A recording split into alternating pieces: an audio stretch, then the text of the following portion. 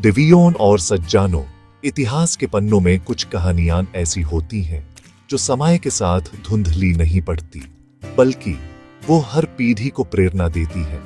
आज हम ऐसी ही एक कहानी की बात करेंगे। ये कहानी है एक अद्भुत शिष्या की। ये कहानी है अतल निष्ठा और अप्रतिम त्याग की। ये कहानी है एकलव्या की। एकलव्या, जिसका नाम सुनते ही गुरु भक्ति की एक अनोखी मिसाल सामने आ जाती है। वो एक ऐसे योद्धा थे जिन्होंने अपनी लगन से असंभव को संभव कर दिखाया। उनकी कहानी हमें सिखाती है कि अगर इरादे मजबूत हों तो कोई भी लक्ष्य बड़ा नहीं होता। एकलव्या का जन्म एक वनवासी परिवार में हुआ था। वो निषादों के राजा हिरण्यधानु के पुत्र थे। निषाद उस समय के समझ में एक वनवासी जनजाति मानी जाती थी। उनका जीवन जंगलों और प्रकृति से गहराई से जुड़ा हुआ था। बचपन से ही एकलव्या के मन में एक ही सपना था। वो सपना था दुनिया का सबसे बड़ा धनुर्धर बनने का। उन्होंने कुरुवंश के राजकुमारों के गुरु द्रोणाचार्य की कीर्ति के बारे में सुना था। गुरु द्रोणाचार्य उस समय के सबसे श्रेष्ठ शस्त्र गुरु माने जाते थे। एकलव्या ने मन ही मन उन्हें अपना गुरु मान लिया था और उनसे शिक्षा पाने का दृढ़ निश्चय कर लिया था। अपने इसी सपने को साकार करने के लिए एकलव्या एक दिन हस्तिनापुर पहुंचे। वो गुरु द्रोणाचार्य के आश्रम गए। उन्होंने बड़ी विनम्रता से गुरु द्रोण को प्रणाम किया और उनसे धनुर्विद्या की शिक्षा देने की प्रार्थना की। उनकी आंखों में एक अजीब सी चमक थी, एक सीखने की लगन थी। लेकिन उस समय का समाज जाति और कुल पर आधारित था। गुरु द्रोणाचार्य ने कुरु राजकुमारों को वचन दिया था कि वो अर्जुन को विश्व का सर्वश्रेष्ठ धनुर्धर बनाएंगे। इसलिए उन्होंने एकलव्या को अपना शिष्य बनाने से इनकार कर दिया। उन्होंने कहा कि वो केवल राजकुमारों को ही शिक्षा देते हैं। ये सुनकर एकलव्या का दिल टूट गया, पर उनकी निष्ठा नहीं टूटी। उन्होंने गुरु द्रोणाचार्य के इस फैसले को स्वीकार किया, लेकिन अपने लक्ष्य को नहीं त्यागा। वो निराश होकर अपने वन लौट आए, पर उनके मन में गुरु के प्रति श्रद्धा और भी गहरी हो गई थी। उन्होंने फैसला किया कि अगर गुरु उन्हें प्रत्यक्ष रूप से शिक्षा नहीं दे सकते तो वो उनकी मूर्ति से ही सीखेंगे।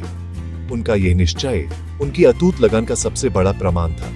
यही से शुरू हुई एकलव्या की आत्मा अध्ययन की वो अद्भुत यात्रा, जिसने इतिहास में उनका नाम अमर कर दिया। अपने वन में लौटकर एकलव्या ने एक अनोखा काम किया। उन्होंने मिट्टी से गुरु द्रोणाचार्य की एक प्रतिमा बनाई। वो प्रतिमा उनके लिए सिर्फ मिट्टी का स्तंभ नहीं थी, वो उनके गुरु का साक्षात स्वरूप थी। वो हर सुबह उस मूर्ति के सामने प्रणाम करते, उसी को अपना गुरु मानकर वो धनुर्विद्या का अभ्यास शुरू करते। वो सोचते कि उनके गुरु उन्हें देख रहे हैं, उन्हें सही दिशा दिखा रहे हैं। यह उनकी कल्पना शक्ति और उनकी अनन्य श्रद्धा का कमाल था। उन्होंने बिना किसी शिक्षा के केवल अपनी लगन और गुरु की मूर्ति से प्रेरणा लेकर आत्माध्ययन का मार्ग चुना। दिन, हफ्ते, महीने और साल बीतते गए। एकलव्या का अभ्यास कठिन से कठिन होता गया। वो सुबह से शाम तक केवल अपने लक्ष्य पर ध्यान केंद्रित करते। उनकी तपस्या रंग ला रही थी।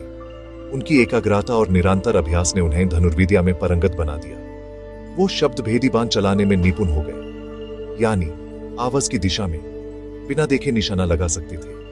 उनकी प्रतिभा अब किसी भी राजकुमार से कम नहीं थी, बल्कि कुछ मामलों में तो वो उनसे भी आगे निकाल चुके थे। लेकिन इस बात से वो खुद भी अनजान थे और दुनिया भी। एक दिन गुरु द्रोणाचार्य अपने शिष्यों पांडवों और कौरवों के साथ शिकार के लिए उसी वन में आए।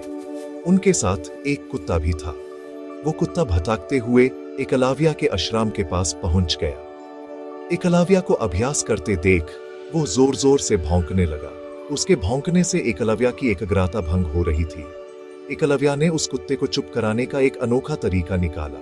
उन्होंने एक साथ 7 बाण इस तरह से चलाए कि वो उस कुत्ते के मुंह में जाकर फंस गए। बाण इस कुशलता से चलाए गए थे कि कुत्ते को कोई चोट नहीं आई, पर उसका मुंह बैंड हो गया। जब वो कुत्ता वापस द्रोणाचार्य के पास पहुंचा तो सब उसे देखकर हैरान रह गए। उसके मुंह को बाणों से इस तरह भरा देखना एक अद्भुत दृश्य था।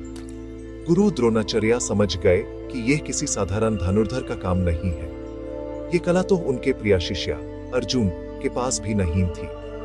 वो आश्चर्य और जिज्ञासा से भर गए। वो इस महान धनुर्धर को खोजने के लिए निकाल पड़े। वो जानना चाहते थे कि कौन है वो योद्धा जिसने बिना किसी को आघात पहुंचे ऐसी अद्भुत धनुर्विद्या का प्रदर्शन किया है। ये घटना एकलव्य की प्रतिभा को दुनिया के सामने लाने का कारण बनी। गुरु द्रोणाचार्य उस कुत्ते के पैरों के निशानों का पीछा करते हुए आगे बढ़े। कुछ दूर चलने पर उन्हें एक वनवासी युवक दिखाई दिया। वो युवक पूरी लगन से धनुष बाण का अभ्यास कर रहा था। उसके पास ही उनकी मिट्टी की मूर्ति रखी हुई थी। द्रोणाचार्य उस युवक को पहचान गए। ये वही एकलव्य था जिसे उन्होंने कुछ साल पहले शिक्षा देने से मना कर दिया था।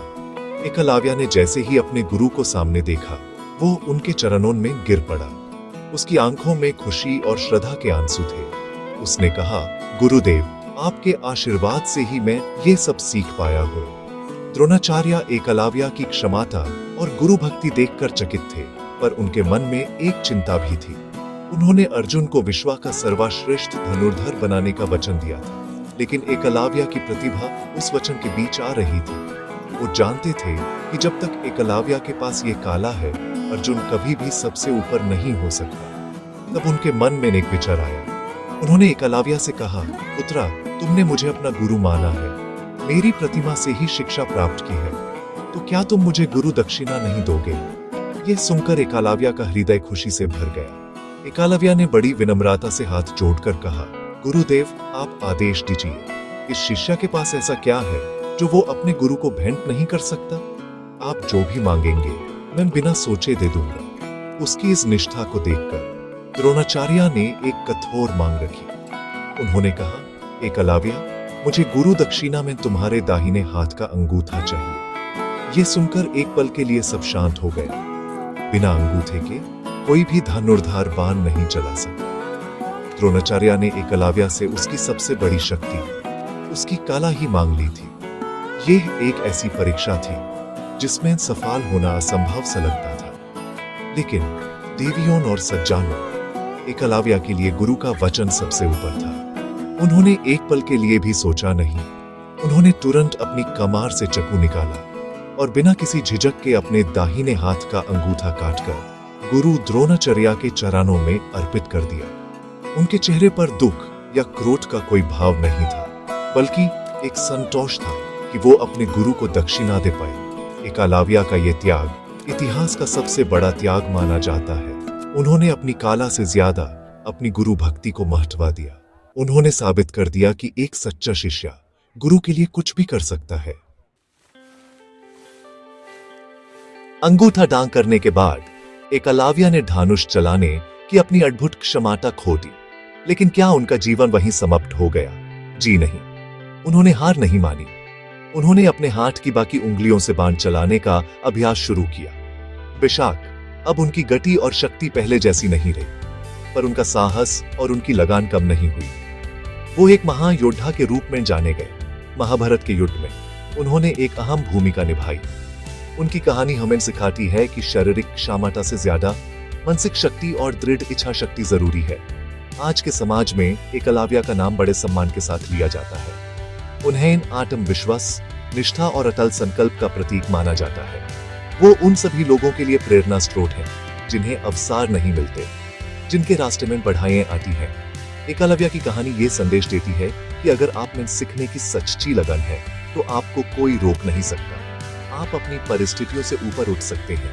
कई शिक्षा संस्थानों और पुरस्कारों का नाम उनके नाम पर रखा गया है। ये उनके प्रति समाज की श्रद्धा और सम्मान को दर्शाता है। ऐतिहासिक और सांस्कृतिक रूप से एकलव्य की कहानी बहुत महत्व रखती है। ये उस समय की सामाजिक व्यवस्था पर भी एक टिप्पणी है। ये कहानी जाति और वर्ग के भेदभाव पर सवाल उठाती है। ये बताती है कि प्रतिभा किसी कुल या वंश की मोहताज नहीं होती। एकलव्य ने साबित किया कि योग्यता जन्म से नहीं, कर्म से आती है। उनका चरित्र हमें ये भी याद दिलाता है कि एक गुरु का स्थान सर्वोच्च होता है, लेकिन ये हमें आत्मनिर्भर होने की भी प्रेरणा देता है। उन्होंने बिना किसी के सहारे अपनी मेहनत से वो मुकाम हासिल किया जो बड़े बड़े योद्धा भी नहीं कर पाए। तो इस कहानी से हमें क्या सीख मिलती है? इस कहानी से हमें निष्ठा, समर्पण और त्याग की सीख मिलती है। ये हमें बताती है कि जीवन में लक्ष्य तय करना कितना जरूरी है और उस लक्ष्य को पाने के लिए निरंतर प्रयास करना उससे भी ज्यादा जरूरी है। एकलव्य ने भले ही अपना अंगूठा खो दिया, लेकिन उन्होंने इतिहास में अपना नाम हमेशा के लिए अमर कर दिया। की कहानी हमें हमेशा याद दिलाएगी कि सच्ची शक्ति आपके हाथों में नहीं, आपके इरादों में होती है। धन्यवाद।